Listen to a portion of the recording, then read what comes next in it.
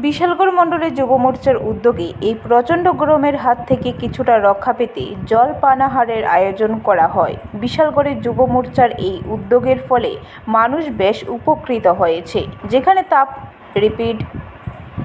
যেখানে বর্তমানে তাপমাত্রা ৩৫ ডিগ্রির উপর অর্থাৎ ৪০ ডিগ্রির কাছাকাছি, সেই জায়গায় গরমের হার কতটুকু হবে তা অবশ্য মানুষ হাড়ে হাড়ে টের পাচ্ছে।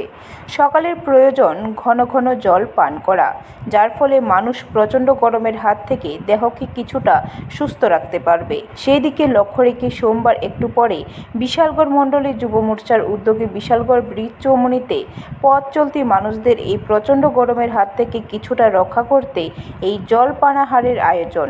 এদিনের এই সামাজিক কাজে উপস্থিত ছিলেন প্রদেশ বিজেপি যুব মোর্চার নেতৃত্ব এবং বিশালগড় মণ্ডলের যুব মোর্চার সভাপতি সহ যুব মোর্চার অন্যান্য পদাধিকারীরা।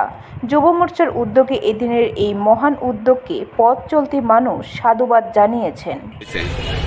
আপনারা সকলেই জানেন, গ্রীষ্মের প্রচণ্ড দাবদাহে নগর জীবন বিপর্যস্ত।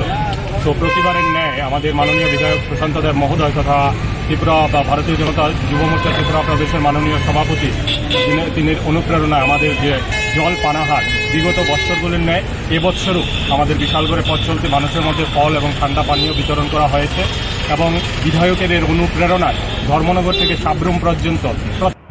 ব্যুরো রিপোর্ট, খবর ত্রিপুরা।